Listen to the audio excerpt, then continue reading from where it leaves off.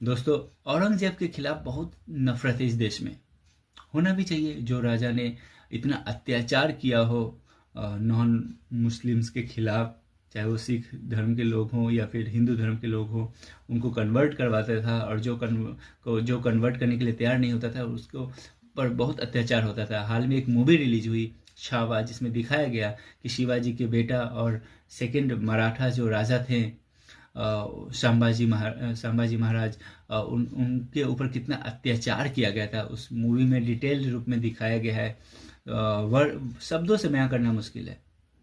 तो अब प्रॉब्लम यह है कि वो मूवी देखने के बाद लोग इतने भावुक हो गए हैं कि अब कह रहे हैं कि औरंगजेब के कब्र को तोड़ देना चाहिए, कब्र को हटा देना चाहिए। मुझे लगता है इतिहास से छेड़छाड़ नहीं करनी चाहिए।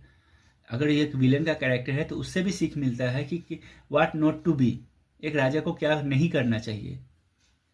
तो जैसे आप रामायण से रावण को नहीं मार सकते, उसी तरह जो भी मुगल इतिहास है उसको एज इट इज रहने दीजिए ताकि लोग सीखें।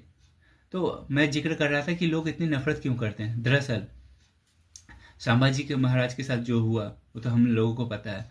साथ में गुरु तेग बहादुर का सर कलम कर दिया था औरंगजेब ने अपने सैनिकों के द्वारा। फिर उनके जो बेटा थे गुरु गोविंद सिंह, वो भी शहीद हुए। उनके दो बेटे थे बहुत छोटे छोटे, जिन्हें साहिबजादा कहा जाता है, जवाहर सिंह और फतेह सिंह। माफी चाहूँगा, जरावर सिंह और फतेह सिंह। दोनों को बाल शहीदी दिवस भी मनाया जाता है दोनों के सम्मान में। तो सिख धर्म में भी काफ़ी गुस्सा है, क्योंकि औरंगजेब अपने कार्य टेन्योर में बहुत अत्याचार किया था।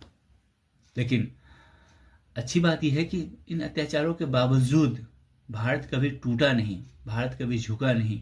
चाहे वो हिंदू धर्म हो या सिख धर्म हो, अपने अस्तित्व को कायम कर रखने में सफल हुए। लेकिन ये भी सच है कि इस्लाम भी पूरी तरह से भारत में ख़त्म नहीं हुआ। ये इसलिए क्योंकि हम को एग्जिस्टेंस में बिलीव करते हैं। भारत एज ए कंट्री, एक राष्ट्र के रूप में सभी धर्म को लेकर चला, तभी आज हम सब मिलकर रह रहे हैं। हमें और आपको भी मालूम है कि पाकिस्तान से ज़्यादा मुसलमान इस देश में रह रहा है। यहाँ एक तरफ मस्जिद तो दूसरी तरफ मंदिर है, कई सारे गलियों में, कई सारे शहरों में। तो दोस्तों, ये बहुत खूबसूरत चीज़ है। भारत कभी एक रंगीन नहीं था। आप इतिहास उठाकर देख लीजिए, हमेशा से बहुरंगी रहा है। और ये एक प्लस पॉइंट है इस देश के लिए। हमें अनेकता में एकता की पाठ सिखाई जाती है।